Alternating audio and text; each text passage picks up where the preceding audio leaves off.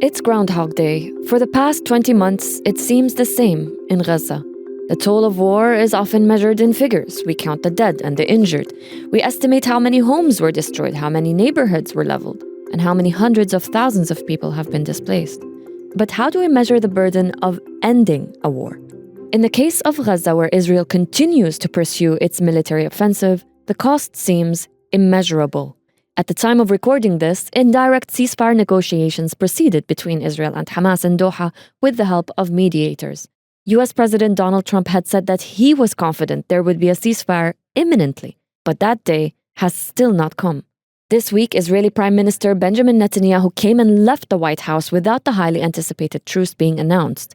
The talks seem to circle around the same things: ending Hamas, returning the hostages. But after the umpteenth round of talks, what is taking so long, and at what cost does this delay come?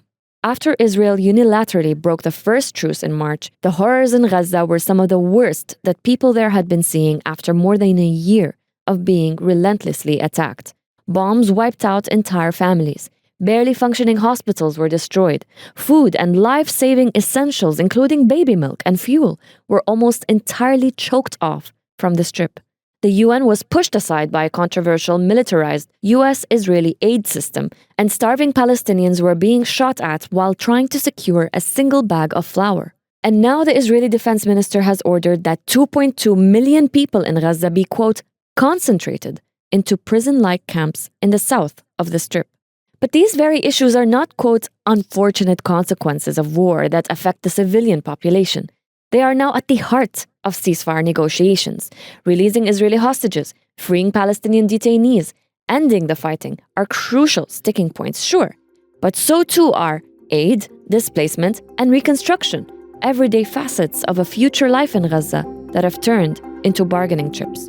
This is Beyond the Headlines, and I'm your host, Nada Al-Tahir. In this episode, we look at the painstaking efforts to end the war in Gaza and what they mean for security, aid, governance, and potentially recovery in the enclave. The provisions for this agreement so far propose a 60-day truce, the release of 10 hostages held by Hamas, as well as 18 others who died in captivity. Hundreds of Palestinians held in Israel would also be released from detention in return. The main points of contention seem to center around aid and the complete withdrawal of Israeli troops from the Strip. Hamas also wants guarantees that a truce will bring a permanent end to the war. To talk about the terms and the impact of a potential ceasefire, I'm joined by Tahani Mustafa, senior Palestine analyst at the Crisis Group. It actually feels like we've been here a dozen times before, right? Talks of ceasefire agreements getting very, very close. 2.2 million people's hopes going up and then getting shattered in an instant. And the one time that the truce worked, it was unilaterally violated by Israel and it fell apart 2 months later. So do we actually believe that this time is going to turn out any different? I mean, it's a bit difficult to imagine how this round is any different to previous rounds, considering we're dealing with the same terms, the same sticking points. And so far, we've seen that obviously the condition in Gaza has gotten significantly worse. But more importantly, I think we've seen Israeli politicians become far more bolder in terms of stating out their aims for Gaza and also for the West Bank and the occupied territories more clearly, more starkly. So it's really difficult to imagine how we can be more optimistic this time round than we have in previous rounds. A ceasefire used to be the bare minimum back in 2023 and 24. The demands used to be a ceasefire, the lifting of the 2-decade siege on Gaza, complete withdrawal of Israeli troops, and the quote-unquote emptying of Israeli prisons of Palestinians, and bringing in an unending influx of aid, and even rebuilding Gaza at some point. But now, it seems that all anyone's trying to do is just to end the bloodshed and starvation, and that even seems to be difficult. If that does happen, what actually materializes on the ground in Gaza once the bombing stops? I mean, what does it look like? Well, precisely. I mean, now we're not even looking towards post-war reconstruction. That's not even on the table anymore. And right now, at least with regards to Hamas's rationale for wanting to push for a ceasefire, It's really just about the kind of reprieve this can offer Gazans, considering that Israel has managed to successfully strong-arm Hamas into negotiations through weaponizing the use of starvation. But what this means for an outcome for a post-war settlement, I mean, these are exactly the sticking points you're talking about, right? Like GHF, for example, one of Hamas's demands is that GHF not be in charge of aid delivery or aid distribution, that be relegated to the appropriate humanitarian agencies, including the UN. That remains to be a sticking point, because one minute Israel is saying that, yes, they're willing to suspend, and then the next minute they're not. Then you also have the issue of armed gangs that Israel has armed, supplied, backed, provided cover for. And not to mention the fact that Hamas, from what we're hearing, is significantly weaker now as a governing body. Whether Hamas will be able to actually regain that control come some kind of settlement and the easing of the bombardment, I wouldn't be surprised. But I really think at this point, the issue is more just about being able to get sufficient amounts of aid in and having the relevant bodies. But right now, I mean, it's as you said, it's really difficult to imagine how any of that can be done if Israel is not willing to allow for the appropriate agencies to operate on the ground. We talked a little bit about how Hamas's demands have changed and, the things that it kind of conceded without publicly conceding. What about Israel? Is Israel going to, you think, relent? Would it withdraw completely? Do you think that Israel has conceded anything? First of all, I just want to nuance the issue around Hamas's demands. I don't think those have changed. I think Hamas is still trying to negotiate its main key pillars. The question is the means to the end, right? And Hamas has been quite flexible in the way that it has tried to go about that, whether that's through language, through timing, whether that's kind of seeding around a few other demands that can lead to those ultimate 3 or 4 main objectives that they have. Now, with regards to Israel, I mean, Israel has been completely unrelenting in its, I wouldn't say its demands, but its unwillingness to end its onslaught on Gaza, right? Israeli demands have been very clear. Full occupation, full control, potential resettlement. I mean, that's something that's still unclear on the Israeli side, but in terms of what the objective here is, which is to make Gaza completely uninhabitable, to ensure that Gaza will never be in a position to threaten Israel's sense of security, to make sure that there will never be any kind of serious post-war reconstruction or governing entity or normalization of life. The problem really has been the fact that there's been no pressure on Israel to try and rein in some of those maximalist demands, neither from the US or other Western allies. If anything, we've seen that they've provided a lot of the cover for that. Economic, security, diplomatic. I don't think the Trump administration is any different. Trump has come out with a lot of contradictory rhetoric, yes, but in the way of actually tangibly reining Israel in when it comes to Gaza, I mean, as soon as Israel had unilaterally broke that the original ceasefire in January, many Gazans were already saying before these could be substantiated, by the way, that this had been the most brutal onslaught. And that really says something, right? That really says something. And the way that we're now seeing this ceasefire agreement pan out, I don't see any substantial difference between now and the previous administration in the way of the ambiguity of language, the lack of pressure on Israel to act in good faith, any serious attempts to actually engage with Palestinian demands. I see none of that from this administration. And worse yet, what you're seeing is this administration providing concessions to Israel, right, when it wants it to rein itself in. So, if you do this, you get all of this in exchange, right? We're seeing that now with potential talk of normalization with Syria, the push for some kind of normalization with Saudi Arabia. So you're starting to see these concessions being offered. At the same time, you're starting to see Israel literally have a free hand to do what they threatened to do in November 2024, which is exert full sovereignty over the West Bank. Everyone sees annexation coming, but no one's doing anything to rein any of that in. Talking about the West Bank, there are more raids, detentions, illegal settlements, home demolitions, destruction of refugee camps. All of this is being drowned out by the war in Gaza. We're not even discussing what happens to the West Bank after a ceasefire in Gaza. Perhaps Israel would focus its powers even more over there. Yeah, I mean, it's really interesting how people have been kind of, siloing the two places, Gaza and then the West Bank, when in fact they are so intricately linked. What happens in one place, has implications for the other place. And it was interesting because, again, we're not learning anything from the 7th of October.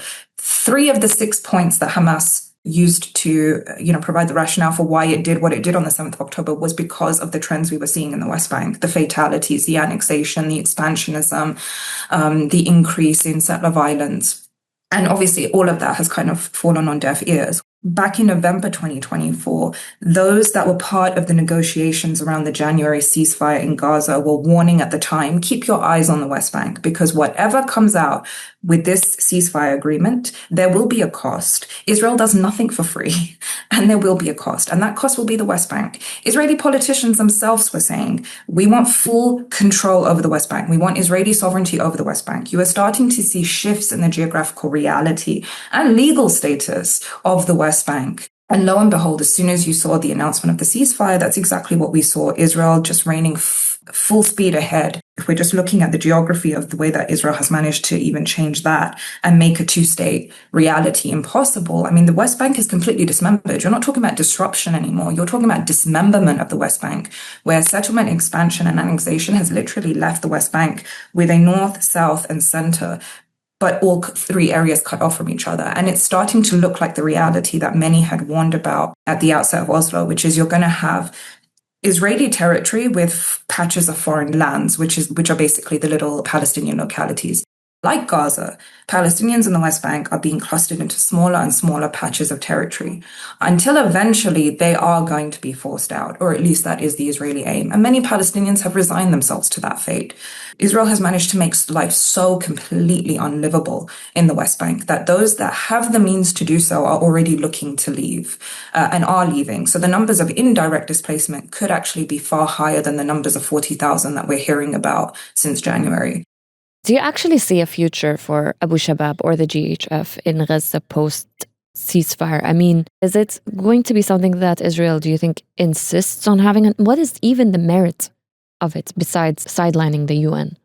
That kind of gels with a lot of the plans that we were hearing in the first few months around post-war reconstruction. And one of them was to have, basically, if you recall, the kind of idea around clans, tribes. They weren't able to get the cooperation of these clans and tribes. So now they're working with these armed gangs. It's a very similar layout to what the Israeli vision for a post-war Gaza was, right? Which is you cluster Palestinians into smaller and smaller patches of territory, dependent on aid for everything. You never allow for any kind of entity that can provide serious governance or potentially threaten Israel's security. Never mind the potential what this could mean for a two-state solution. Israel will retain full control over everything. They will have troops on the ground, potential resettlement in the north. And then you would have some kind of indigenous, local sort of body that can distribute some of that aid and provide some of the essential services. But that was about it. They found a partnership in these gangs. But it's not entirely surprising, the kind of reality we're starting to see unfold. In Israel, calls to end the war and free the hostages have persisted in recent months. But what does Netanyahu himself want? Because Israel's position appears consistent, sure, but its actions on the ground tell a different story. I spoke about this with Michael Milstein, head of the Palestinian Studies Forum at the Moshe Dayan Center for Middle Eastern and African Studies at the Tel Aviv University. Michael, Netanyahu's comments recently have left a lot of room for interpretation. On one hand, he's saying his negotiators are working hard to secure a ceasefire. And on the other hand, Israel's defense minister is saying he's instructed the army to, quote, concentrate Palestinians in the south of Gaza in a so-called humanitarian city that doesn't even allow them to leave, effectively a prison. So does Netanyahu want or not want a ceasefire? Or is this plan part of the ceasefire? It seems that right now, if you will ask Netanyahu, I'm quite sure that he will not have any desire, any willingness to promote a ceasefire, which will include announcement about putting an end for the war and also to commit full withdrawal or almost full withdrawal from Gaza. And these, of course, are the two basic obstacles in the way to a deal between or an agreement between Hamas and Israel. And it seems that right now, there is only one person actually that can really promote a kind of an agreement, only because he will force the two parties to promote a deal. And this is Donald Trump. We said that Netanyahu represents a question mark. Actually, the greatest mystery is Donald Trump. Do you think that how keen the US president is right now to get the ceasefire deal done is that determining factor? We are getting to a very tricky discourse because, we deal with a very difficult question, how to assess and how to predict what Donald Trump is going to promote, I think it's almost impossible. But in a very cautious manner, I assess that Donald Trump decided that it's enough. I mean, the war in Gaza leads to nowhere. And it seems that he cannot really promote his long-term vision about the Middle East, the new order in the Middle East. And, he really wished to promote ideas in Syria, in the Gulf, regarding Iran. And it seems that, the war in Gaza disturbs him.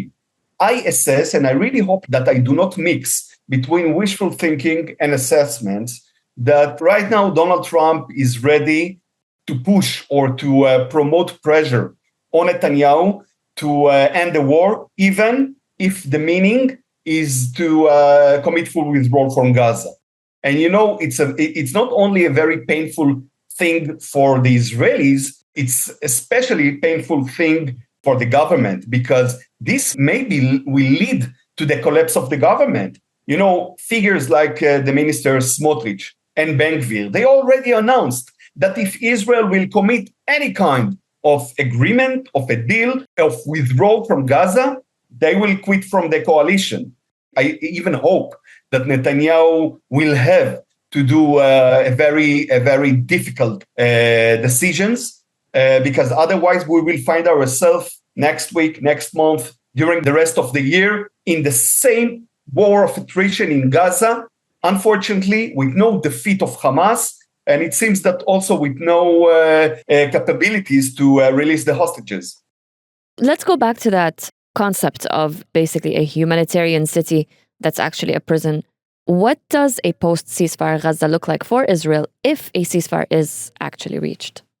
I oppose this idea very much. And I think that most of the Israelis oppose the idea of the humanitarian city in the southern parts of Gaza. It all depends on the question of what kind of agreement will be achieved. Because it seems that if, for example, an agreement like during the last ceasefire will be promoted, and it means that IDF will promote a very broad withdrawal from many territories in Gaza. So it means that in a very general manner, it's a kind of not success for Hamas, but it seems like a return to the situation that took place before October the 7th.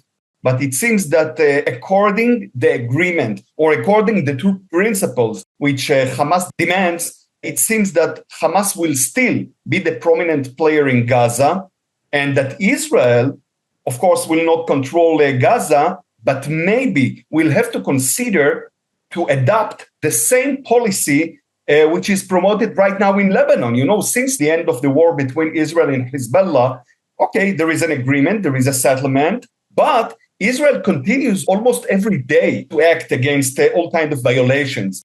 Many Israelis do not really understand what is the purpose of the war, and they do prefer that the Israeli policy toward Gaza will be very similar to the Israeli policy toward Lebanon. There are 2 points I want to discuss here based on your answer. First of all, a Lebanon-like scenario, which is quite arbitrary, because who decides that? It is a unilateral decision that Israel makes, and that always leaves room for any ceasefire to break down. So that's number one. The second thing is, you mentioned that Hamas is likely going to be and to continue to rule Gaza, which Hamas has itself conceded recently that it's lost a large portion of its control over Gaza. So can you comment on these 2 points? What does a Lebanon-like scenario in Gaza mean? Are there any guarantees that a West Bank scenario is also not going to happen, where Israel comes in whenever it wants? And what about the Hamas kind of control over Gaza, which is also not likely to happen? The situation in Lebanon is very fragile. I think that if we will see a very effective Lebanese army and Lebanese regime, maybe Israel will have to consider to stop the current policy. And by the way, the same about the West Bank. And I think that Israel should also support any kind of initiatives about making the regimes, the governments in Beirut, also in Ramallah, and maybe the future regime in Gaza stronger. But until then, we must also prevent all kinds of threats. Regarding the future in Gaza, I do assess that the alternative right now is what is called the Egyptian or the Arab initiative. And it means to establish a local committee, a local council that will actually manage Gaza instead of Hamas. But once again, I do not want to be naive. I think it's very likely that, of course, Hamas formally will not be the regime, the sovereignty in Gaza, but behind scenes, it seems that Hamas will preserve its impact.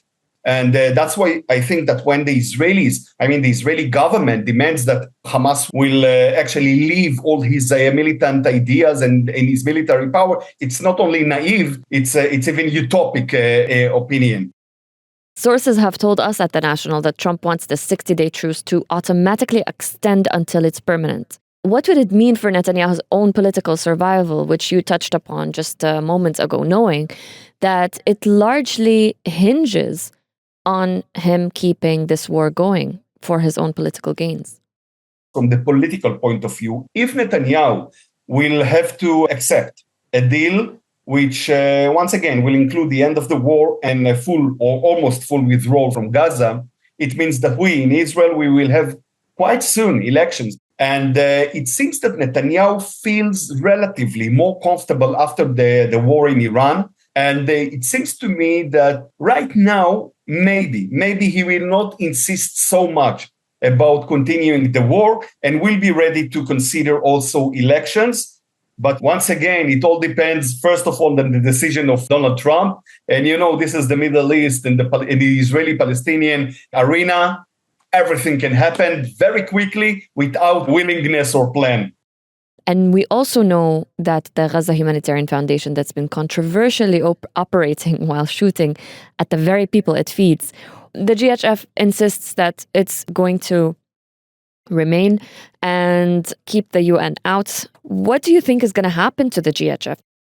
In many interviews I give in the Israeli and the international media, and also articles I write, I represent a very critical opinion stand for the GHF, because I actually announced in a very clear manner that this is a failure. When you see photos and views from this for the four stations of the project, you always see anarchy, chaos, one big mess over there. It seems that there is no registration, organized one. It seems that even if you are a Hamas member, you can get into these places and you can take whatever you want, food and water and any kind of supply.